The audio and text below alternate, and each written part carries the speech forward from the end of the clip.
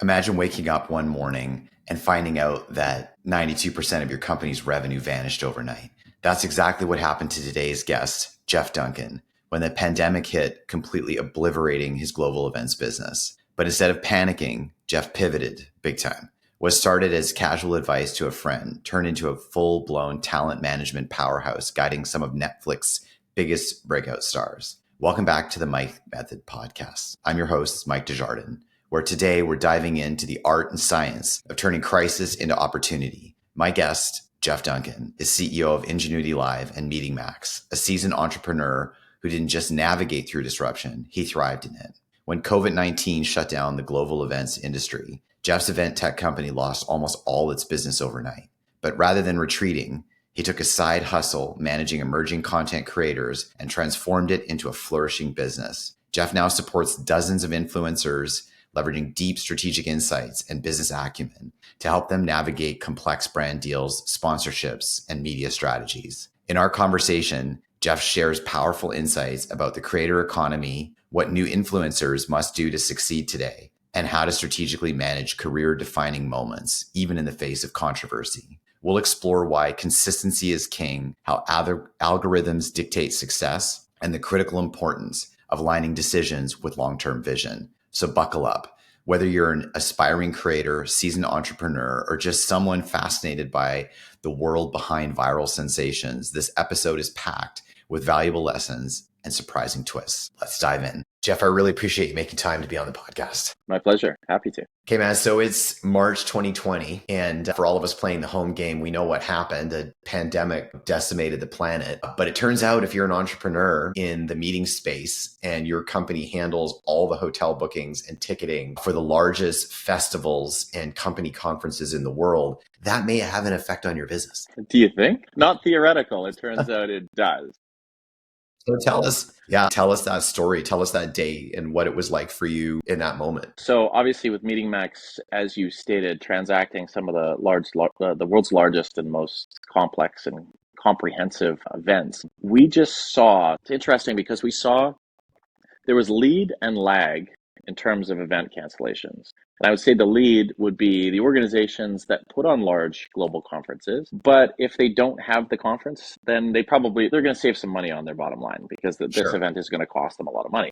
Then the lag are the organizations that actually require these events to occur. And so when I look back at the history leading up to that March, I would say we started to see Cisco, Gartner, started to see HP and IBM.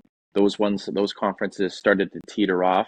The lag was South by Southwest. And South by Southwest is in order for a large event that needs to actually happen, there needs to be physical people that are coming into the city of Austin for South by Southwest, and that needs to happen.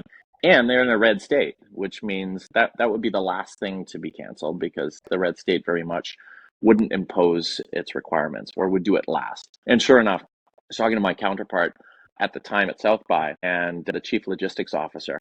He was saying that he was having the trucks were pulling up into the back of the convention center and things were being offloaded on those trucks. And he instructed them, take them off the truck, but don't put them too far into the convention center in case you need to turn around and put them back. Yeah. And so that was the final, and that was right at the global lockdown. I think the move in for South by was maybe like March 7th, somewhere thereabouts. And that was the final straw. So we knew at that point of March, our revenues run from March to April. I think we were down 92% in revenue from March to April with no real plan. At that point, everything was brand new.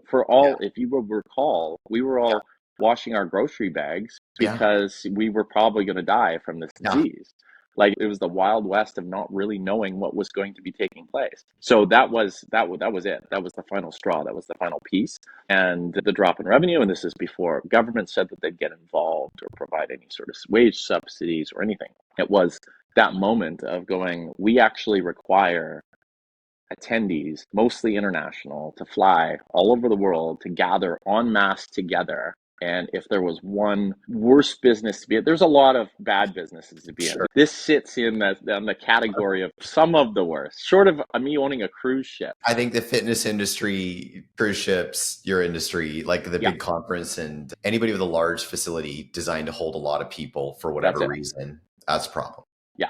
Not a great business to be in during COVID. So around that time, you're sitting there, there's no way for us to resolve this. Like until Yeah. this pandemic is over and people are allowed to come together in large environments, there's no hotel rooms, there's no tickets to sell. And at that point, I'm suspecting that conference organizers are not booking any future events too. So you're not just looking at the events that you're losing in the present, but most of these events are usually marketed a year or two out. And the convention space needs to be booked well before the market even starts to occur on them. So 100%.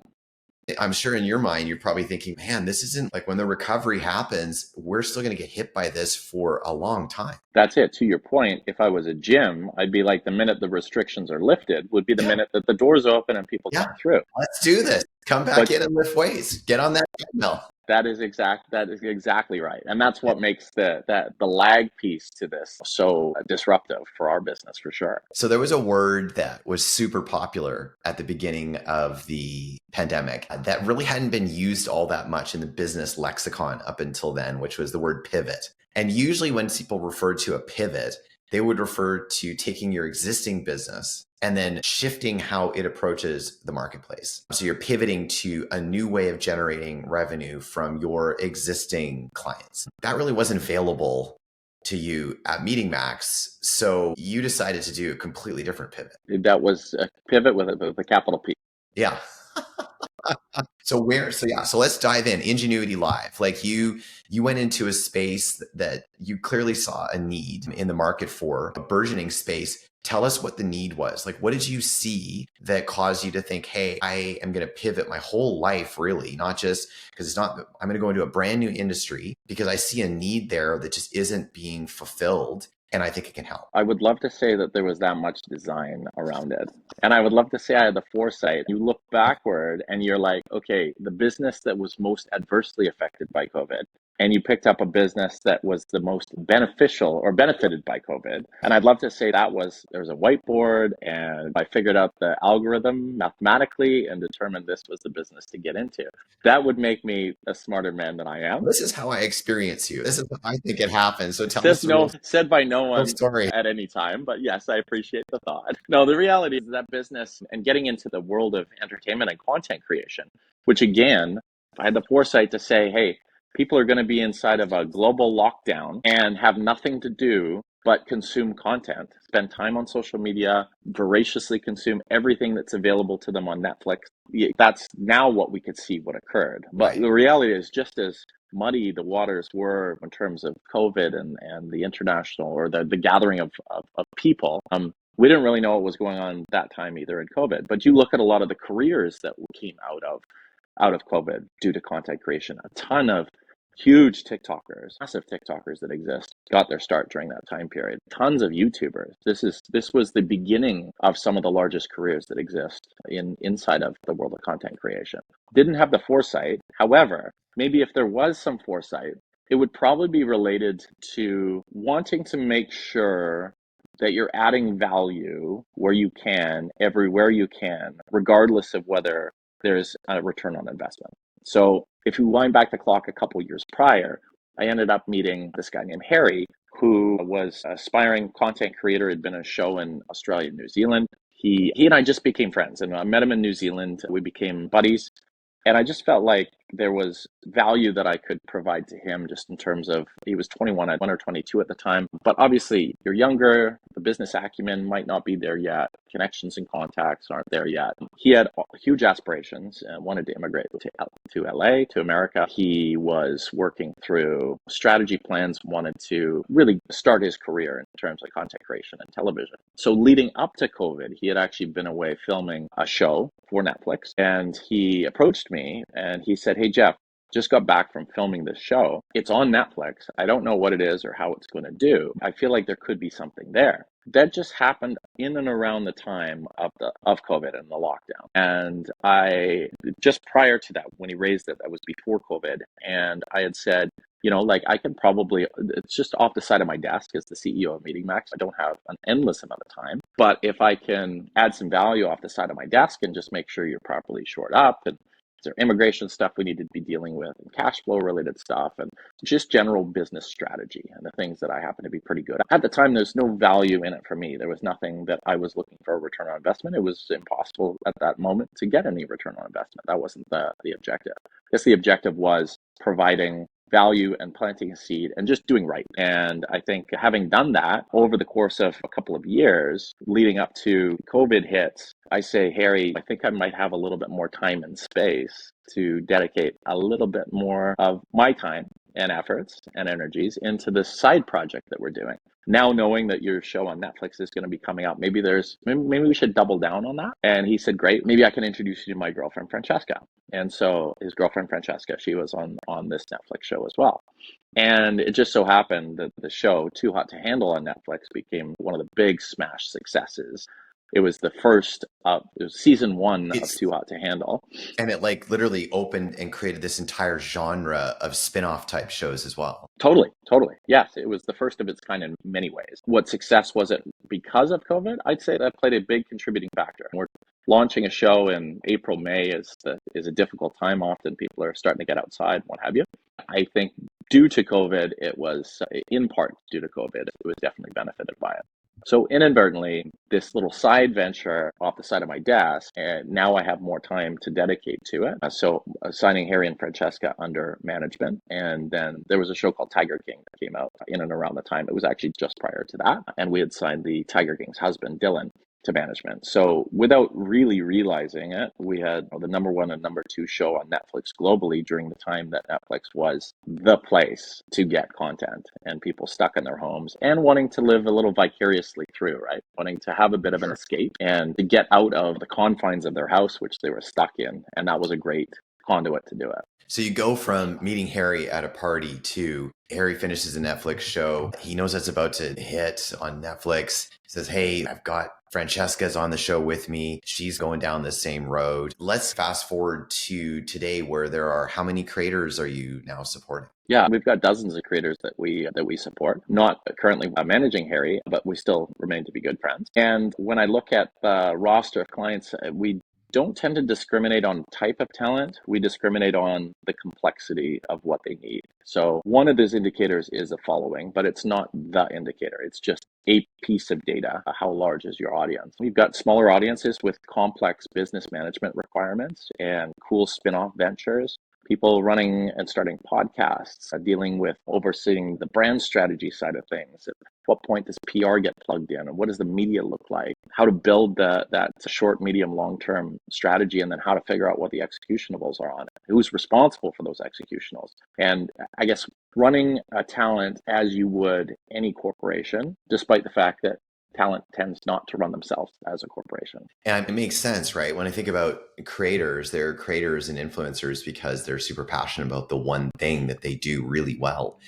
And it turns out that with that size of following, the creators that you have, they are a business of self, right? Their image, their product is them. And all of a sudden now they've got large corporations and sponsors who are very sophisticated in their negotiation power. They've got big legal teams. You've got multiple competing sponsor brands. You've got brands that maybe don't want to work together because there's a conflict. So carving that path as a creator and understanding what are the right moves to set up my career for success. That's it. Because a lot of these creators are quite young, in their early 20s, right? So for them, having somebody who has their back, who can work with these large corporations, who knows how to push back, who knows how to negotiate on their behalf, who already has relationships with all the sponsors with Netflix, right? And can understand how to structure these brand deals in a way that is going to create so much more potential, and not just for wealth, but of like interesting projects for these creators. It sounds like that's really what the company, like Ingenuity Live, the company you created, is really, that's its platform. Is that fair? Yeah, I think that's totally fair. And I think your analogy is pretty good. It's almost the David versus Goliath.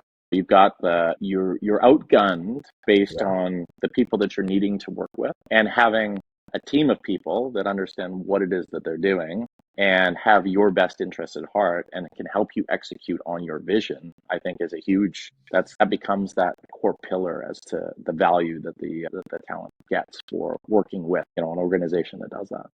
I still remember, I don't know where you and I were. I think we were in Scottsdale or something. And I asked you where you're off to next. And you're like, oh, I'm flying to Toronto with one of the creators. And the creator got this opportunity to go to Toronto, I think to do one club opening. You know, the creator was excited to get the opportunity to go. And you're like, yeah, we're not going all the way to Toronto to do an opening. Like, we're stacking the deck. We're going to go for multiple days. This contract doesn't make sense because it precludes you from doing any other event.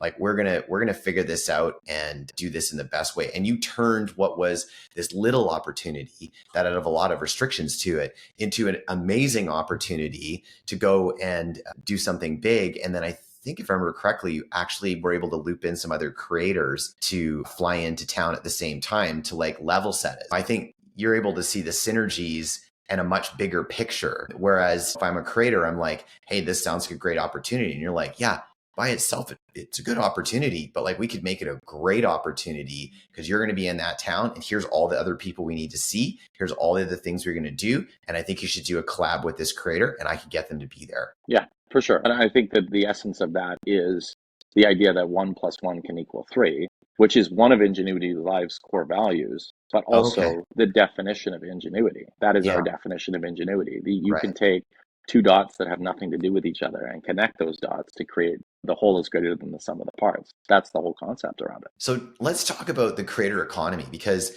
if you look at the launch of the creator economy being the start of the pandemic, when things really started to launch on Netflix and YouTube and podcasting started to really get some steam behind it because everybody was sitting at home and couldn't go anywhere. What's changed? What's changed in the market from, say, 2020 to today in 2025? Let's start there and then I have a follow-up question about the future. Going.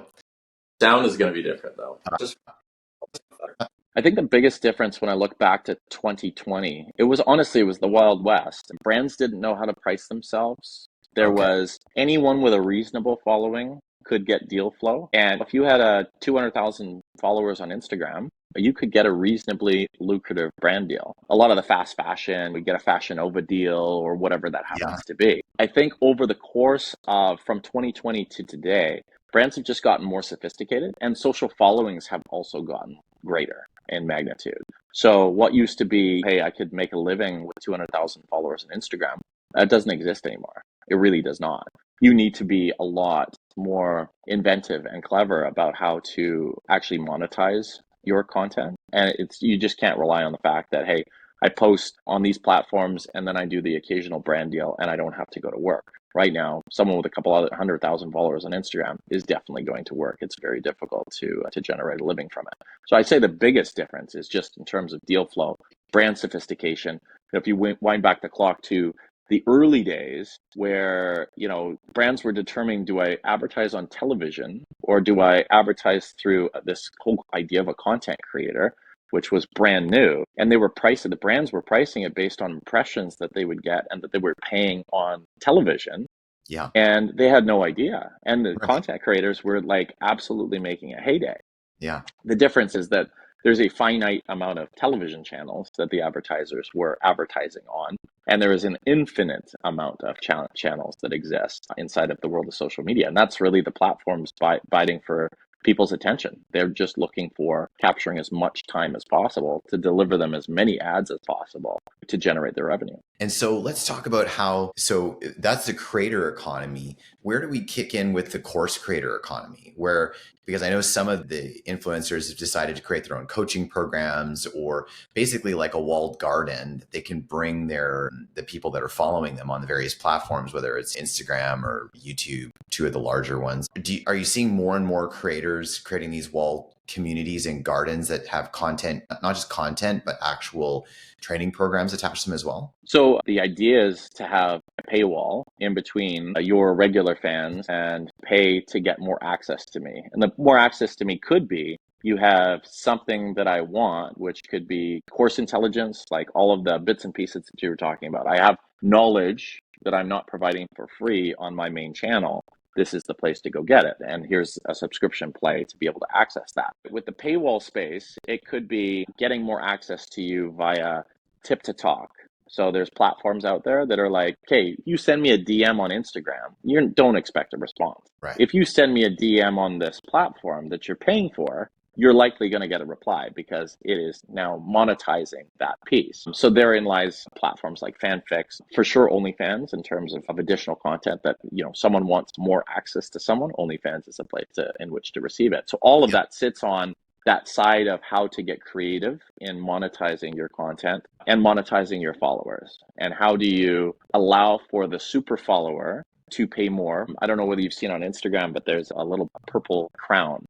And a purple crown is if you subscribe to their page. There's a subscription play inside of Instagram, and you pay $3.99 a month, and you get special content, which consists of posts that don't normally go up. I saw that Chloe's page. Chloe just turned that on in the last little bit for her. Yes. Yeah, for sure. And then it's a kind of a badge of honor as well, because when you comment on their post, you got that little crown sitting there. So people are like, okay, this is a super fan of this particular person.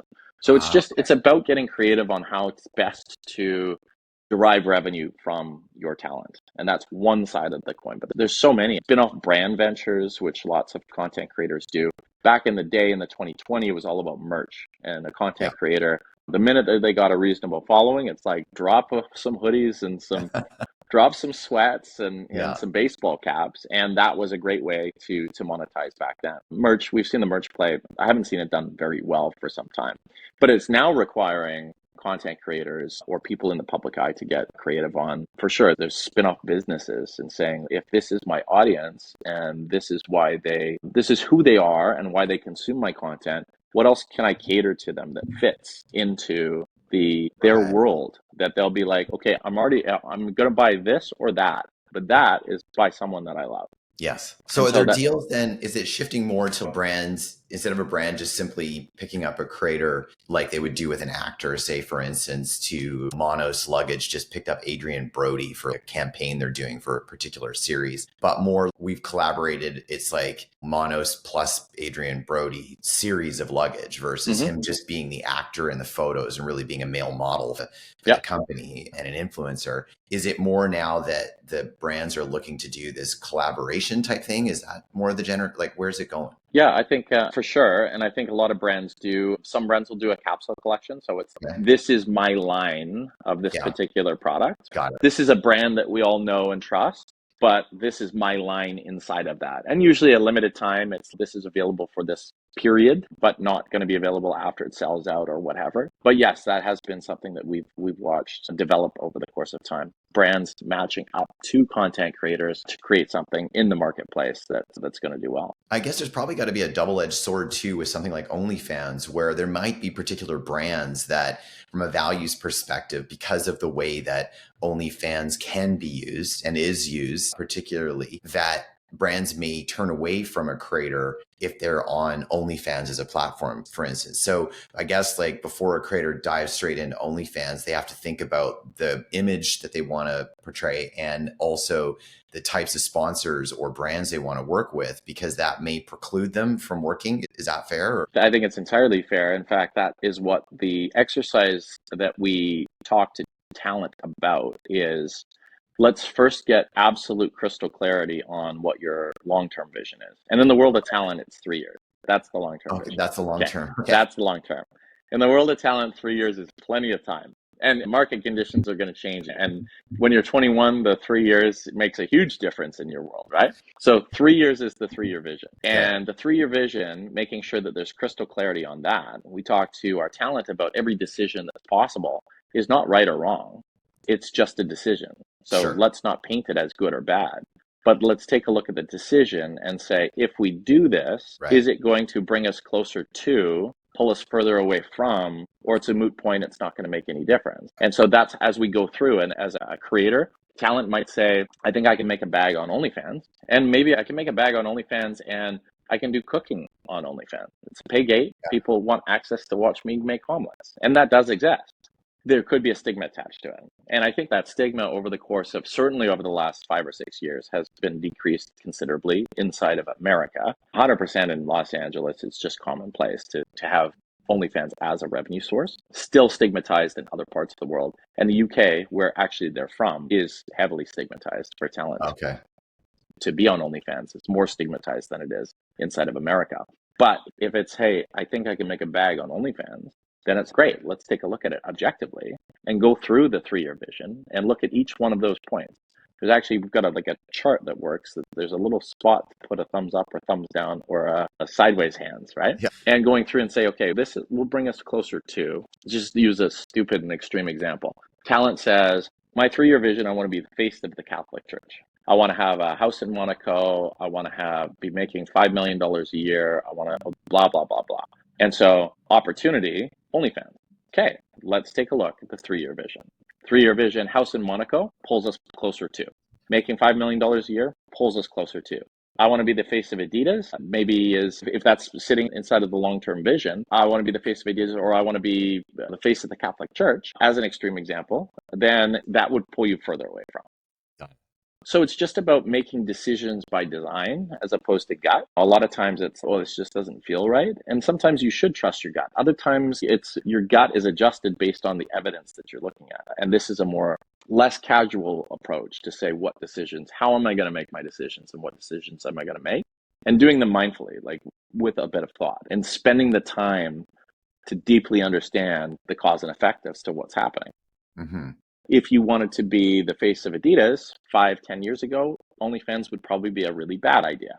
Today, probably less likely. It's probably less likely that it's a bad idea, in that the face of Adidas might very well be on OnlyFans. That is a possibility. You want to be the face of the Catholic Church? Still a bad idea, right? If that part of your vision is vital to what you want to be doing, then it becomes a lot easier to decide that OnlyFans probably isn't the right decision to make at that time. Market conditions change. That's why our vision is 3 years and not 30 years. What I love about this approach is that as creators are getting more of these opportunities coming towards them, and as they start to see the dollar figures, obviously the first thought process, I'm just going to say yes to all these things because they all seem like great deals. And what I really like about your approach to building a strategy is you're saying, I don't know if it's a good deal. Like maybe it's a good deal, sure, but maybe it's a deal that 3 years from now you wish you never did. Yeah. So let's get really clear on what your goals are, and then let's map out a strategy, and then let's figure out what are the steps that a person that's going to be in that place in 3 years, what steps would they need to take to get to that place? Sure. And like the EOS model, reverse engineer. This is where we're going to land. Yeah. Where do we need to be here? If this is we're going to be here for our annual strategic plan, what do we need to be working quarter by quarter? And we walk talent through that. The same model, people around the management team have specific tasks that they need to accomplish through that quarter. The talent's got their tasks that need to be accomplished that quarter. And it's just eating an elephant one bite at a time. And as we're having this conversation and people are like, oh, it's cool, Jeff does all this work for his clients. The reality is you have a lot of clients, you have an entire team behind you that is coming together to build these strategies, to book meetings with sponsors, to build out the execution platforms, to do all the heavy lifting. Like you have a whole team of people in the background that are now acting on behalf of this creator to ensure that strategy that you've built with them is going to become reality for them, and they can focus on what they do best. And all those other things that are like, wow, I didn't get into this to worry about legal things, to try to decide between sponsor deals and try to understand what's a good deal and am I getting taken advantage of? I don't know. And so the value you've created for them is just go do great stuff and do great stuff within the strategy, but don't worry about all this other stuff. We got you. We have your back so that you can go be great out there. For sure. And it's not dissimilar to an entrepreneur starting and you're a solopreneur, right? You got to wear every hat. Yeah. And you can't afford to have other people wearing hats. You've got to do everything that you love to do and you're good at, and you've got to do everything that you hate to do and you're terrible at, because there's nobody else to do it. And in business, as you start, okay, we landed that first client. Okay, we're getting some traction on some revenue, and then it's great. Now it warrants the ability to add people to your team, right? And so in the content creation or talent world, it's exactly the same. If you are large enough and you've got enough opportunities and there's revenue being generated, then it becomes it's time that you can take some of those hats off.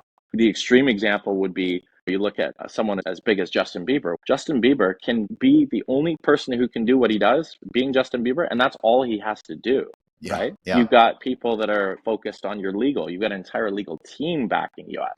You've got all the PR and media side of things. You're working through all the strategy pieces and the business management and the investment stuff and all of these parts. I mean, Justin's table is huge. He's got a lot of people sitting around that table, but it's warranted due to the fact that he's got the business for it. And he needs those people at the table because the hat that they're wearing, they're very good at and they love doing it, hopefully. And that's the idea of adding to your team in terms of when to add management. When to add management is the time that your career is big enough that it warrants having more people at the table, and finding then a team of people that can get your vision and can do all of the things that you can't do, that they're better at it than you are. And so you should let them run with it. And that's really that point. And talking to talent for us, probably our sweet spot is the point where a talent feels like they've hit this glass ceiling and they're like, I've maxed out that which I can do effectively. Or talent, that might be the place where now it warrants adding management to their team.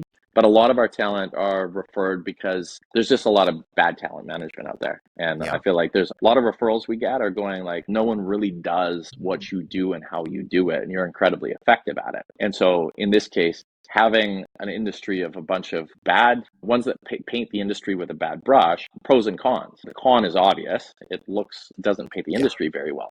The pro, though, is if you've been there, you now know what you don't want, right? And so then it becomes, wait, hang on, you guys do this? Wait, you're helping me through that? Nobody has done that for us before. And I think that's where kind of that value proposition comes into play. And that's where we differentiate ourselves from other management. I think the reality is like, you're not some smarmy talent agent, right? That's grown enough clients that they've got a name for themselves. You're a successful business person, successful entrepreneur who understands how to do all of these things. And you decided to come into this space and treat it the way you would do any business, which was from an entrepreneurial professional perspective, and help these creators understand, like, is it Jay-Z, his quote, "I'm not a businessman, I'm the businessman."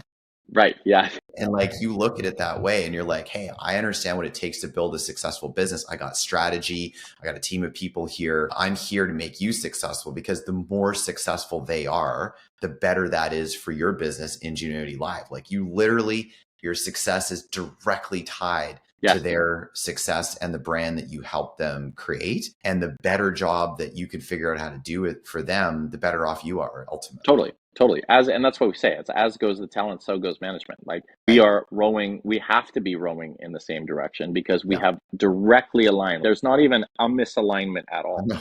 It is directly, like, you've got a team of people that would never have you misstep in any direction. Yeah. Because if you misstep, that impacts and affects us. Absolutely. That hurts the strategy that you've built, that you're committed to, that you're putting all your eggs in your basket. And also, you've got your own reputation as well, your personal reputation, the business's reputation behind these creators. So we went there, so we got to go there, man. There's a dark side to the creator economy. You got a lot of people really young, a bunch of money, cancel culture, stuff happens. And I know you probably can't tell a lot of the crazy stories that you've had. But one thing I do know is that when something has ever gone wrong and somebody has come after somebody that you support at 3 a.m, you're the one that answers the phone, and you're the one that is there to make sure that every step they make after that is not a reaction, but it is a direct, appropriate response that is in line with their long-term strategy, no matter who is trying to take a run at them. And a lot of the times it's like a Kendrick Lamar versus Drake, like literally just taking a run at somebody bigger, because if I do, that'll boost my brand. And the longer I push and the more shade I throw, the bigger my brand is going to grow, the more I can create this thing. But the person that's got the bigger brand is like, I've done nothing to this person and they're attacking me. I don't know how I want to respond, but I have a reaction to this. And I know that you're very good at stepping in that place and saying, I get that you want to react, but there's a response. Yeah, for sure. And it's knee jerk, and it's a lot easier for you and I on the outside to not be feeling like we've just been run at, or that we've just been dragged through the tabloids and or narratives that are completely untrue. A little different if you and I wake up and open up our TikTok feed and we're looking at people roasting you over something that, didn't actually occur. Or maybe did occur, but maybe not in the manner that it was portrayed.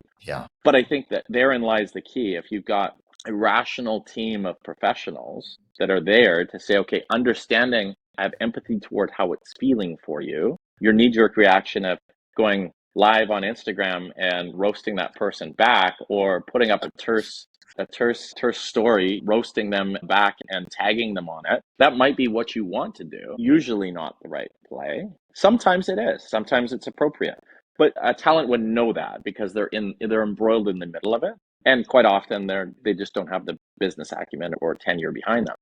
But yes, making sure that the appropriate action, when do we involve legal? At what point do we maybe consider a cease and desist? When does a cease and desist, when written, when can we expect it actually to come back into the public eye, recreating the narrative, putting more fuel on the fire, like creating more of what you say that you do not want? When Yeah. you're like, I just want this thing to go away, the knee jerk is, I'm going to take a swipe at it so it goes away. But inadvertently, you've just fanned the flames, and you've taken, we tell talent all the time, it's this yesterday's news, and that still is very prevalent. And usually there's so much news, there's so much going on that we're talking about, it's 15 minutes worth of news, a tough 15 minutes to deal with. But if you fast forward 7 days, nobody even remembers it occurred. Yeah. But I have seen talent continue to add fuel to it. So 7 days later, it's a bigger story than when it started.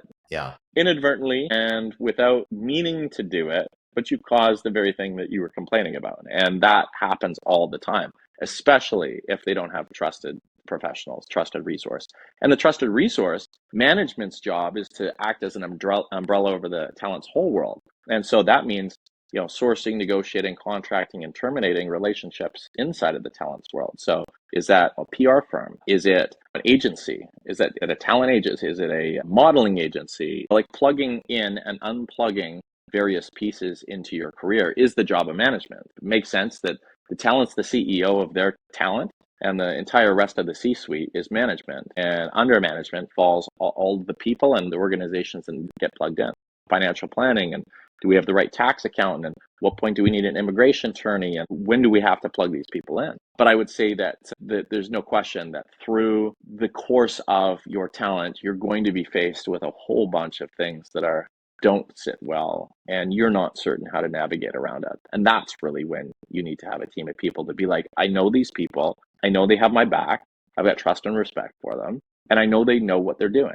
Mm-hmm. That becomes this kind of trifecta where talent are able to get through those times. And I know that you're willing to start that process before somebody is even on your team, because there's other stakeholders in their lives. And in some cases, for these young people, it's their parents. And I know you've jumped on a plane and flown 10 hours to go meet with parents to be like, hey, I've got your son or daughter. They're going to be okay. We're going to guide their career. Yeah. I'm going to make sure they're taken care of. We'll protect them, and we'll ensure that they are being able to leverage the talent they have and this opportunity they have in front of them. Because the parents are looking like, we don't know what to do with this. We don't even understand how our son or daughter has this many followers. We don't get this world. Even if they are business people, they can't really advise their son or daughter of what to do. And you've gone before the talent's even talent with you to say, hey, I'll go meet with your folks and just make sure they know that you're coming to the right place. So your dedication I've seen your dedication before the client even is under the wing and protected by Ingenuity. For sure. And I think if I were to put myself into their shoes, exactly what you said, which is we're thrown into a world, even if the parents have business acumen, this is a different beast. Some fundamentals, and some talent are really lucky with having talent that are very involved in their career. In some cases, the involvement by the parent is not helpful. But most of the time, at least if a parent wants to be involved, it means that there's some support, and some support for their son or daughter, I think, goes a long way. But I think parents I would say that I would feel that parents would say that I make a perfect hybrid between them and their son or daughter, because it's almost, I sit in the middle where I'm a trusted resource for the talent will listen to, even if the parents are saying the exact same thing, and it's highly possible. 7 times out of 10, the parents are like, whatever the parents are desiring is probably the right thing, because they have their kids' best interests at heart. Yeah, for sure. And we sit right in the middle to be like, okay, they're going to listen to you, but you also have their best interests at heart. And that makes us quite powerful. And when working with parents, that is why parents are like, we're glad that you're around, because you're actually at the helm with our son or daughter as part of their team, trying to deliver the result. What's the future? Like, as you see the creator economy, and I know you're saying like, hey, 3 years out is a long way out. We don't even have to think that far out, but what are the trends that are occurring right now in the influencer and creator economy that are shifting the way that new creators who are entering the space need to be thinking about their own strategy for how they want to grow? I think if there's a brand new content creator out there, I think that they could feel overwhelmed at the fact, hey, the ship has sailed. I'm not going to be the 250 million followers on TikTok or whatever that happens to be. But there's always a start to stuff. And if I was a brand new creator, I would be focused on consistency, and I would be focused on figuring out what my content is, consistently posting it, not being concerned about what the numbers are, not worrying about the fact that there was only 47 views on this particular post, and just being consistent about it, not even looking at that, just consistency. Because we say to content creators, if maybe one of every, just for TikTok as an example, maybe one of every 60 videos goes viral, and it takes you 2 months to get 60 videos out, then you're going to get one viral ride. And that viral ride, and you don't know which one of the 60 is going to pop. Exactly. Yeah. So if it takes 60 and there's one in there that will go viral, and the virality might be of varying degree. Sometimes it's hundreds of millions of views. Sometimes it's like 10,000. But each one of those virality rides is an opportunity to gain followers, right? So if it takes you 2 months to get 60 videos out, you're going to get one ride every 2 months, right? You've got 6 rides for the year. Over the course of a whole year, you're banking on 6 things that are going to create the follower count. So on TikTok, some of our creators are doing 3 to 5 TikToks a day. TikTok is not, talk about Instagram being quality over quantity, except for stories. And then TikTok is really quantity over quality, because you really don't know. And I think one of the frustrating things from a creator side is putting in lots of time and energy into concept creation, and then figuring out what they're going to be doing, and then filming it, and then spending endless time editing it, and then putting the right sounds behind it and all the rest. And they post it, and it gets 12 views. And then they are burning a piece of toast, and the burnt toast pops up, and they videoed it, and now it's got 3 million views. You literally do not know. There are understanding of how the algorithms work, and we really work with our content creators on understanding, like, from the high level, like, why do these platforms exist?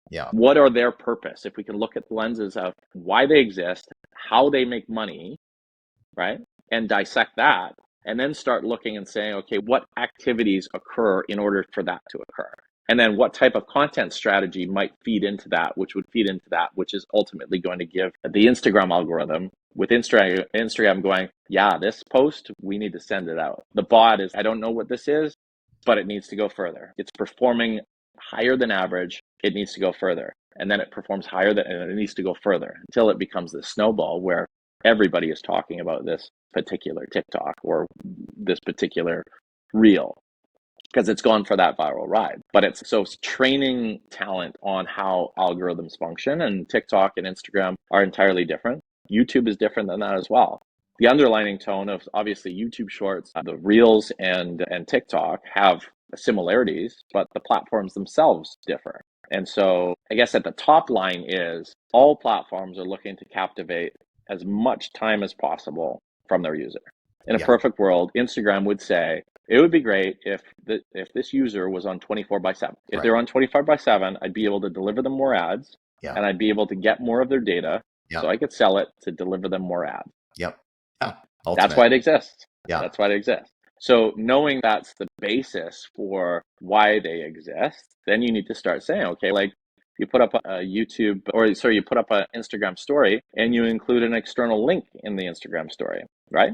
It's not going to get the same views as if you put up that story. This is a photo of you at a steakhouse, and you just had great steak in typing, and then you did the same story with a link to book a table at that steakhouse. This one's going to be suppressed heavily, maybe 10x, because it's almost like the platform is saying, wait, do we want to actually encourage people to leave our ecosystem and then potentially go, that reminds me, I should go do this, and that reminds me of the whatever, right? The platforms want time on app, more time on app. So that's just one example of utilizing some, and I'm a proponent to use all the features that exist on the platforms, just knowing the cause and effect. Like when you do this, if that's it. If geotags and tagging of other people will be slightly repressed over a single static image. Videos are going to be repressed over a single static image. And yet use a single static image and then put a poll on it, all of a sudden that your views are going to increase. So it's like educating the content creator on the cause and effect and why these things happen. I don't think is really discussed a ton, but once they can embrace it and realize, okay, I want to give variety to my audience.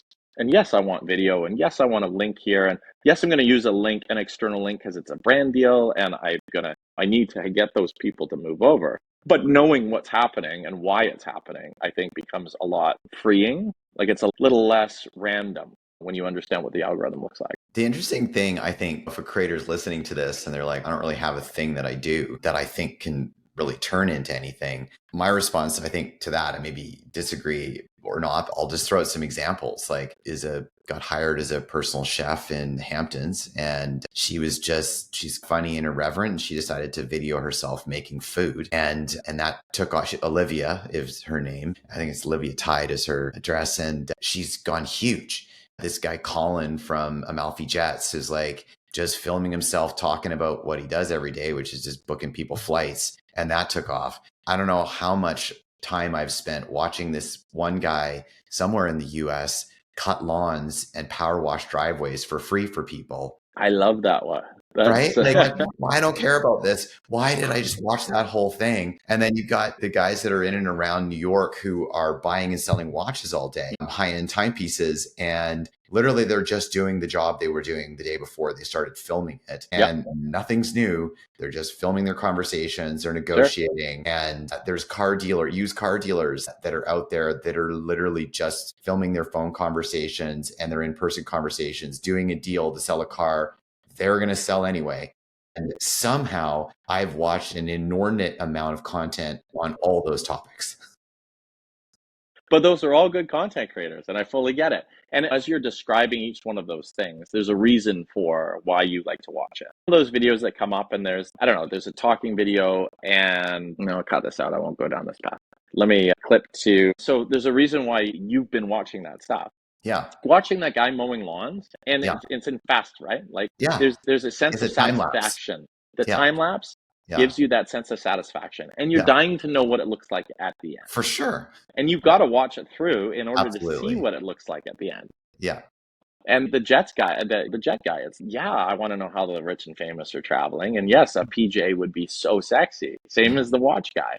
Yeah. I don't know. I think you're right. If there's a creator and they don't know what their niche is and what they should be doing, I say do it all. Don't pigeonhole yourself into figuring. If you don't know what your content strategy is, just do a bunch of stuff and see what sticks. That's where a lot of these creators came from. They didn't know. They had no idea. And they're trying a variety of different things and something sticks. And they're like, okay, I want to do more of that because apparently people like that. But you sometimes, like the pressure washing guy, I don't know, was like, hey, maybe there would be satisfaction in watching the street being the clean, and maybe they'll want to watch all the way through, which is one of the biggest indicators to the algorithm. Yeah. Did you watch it through? The watch through is one of the big pushes, right? If there's a reason to see it to the end, by default, that's going to get pushed forward. Yeah. But yeah, it's a young content creator, uncertain. Try it all and do a lot of it. That would be my recommendation. And don't get so caught up in the results. The results, are you enjoying it? Are you having fun? Not how many hearts on that thing, not how big your brand deal is. Those are all, that's at the end of the equation. Focus on what you love doing. Otherwise, you're going to get pigeonholed in something that you hate doing, and that sucks. Even if you're making money and you hate doing it, that sucks. It's interesting. Do something, just do it consistently and do it every day is the same advice that the people that I know that are in the book publishing industry, the advice they give to people that say they want to be authors is, do you write every day? And I don't know what I want to write about. I'm like, that's not how it works. Just start writing every day. About what? Doesn't matter. It literally doesn't matter. Yeah. Just start writing every day. Sure. And eventually through the act of writing, you'll figure out what works. Yeah. And that's how you'll get on to your creating your first book. So that's like fantastic advice and a great place to wrap us for new creators to be like, you know what? Don't worry about the strategy right now. Don't worry about the quality of what you're producing. Just start getting stuff out there consistently and do it 3 or 4 times a day. And don't even worry about having a theme or building a brand or a name for yourself. Just do the work and you'll figure out where you're going to grow from there. And make sure you enjoy it. That is Yeah. the absolute key. I love that, man. Thanks so much I know you're traveling all over the world right now and your schedule is crazy and that you love that. And it means a lot to me that you made time to be on the podcast today. Love it. I always have time for this.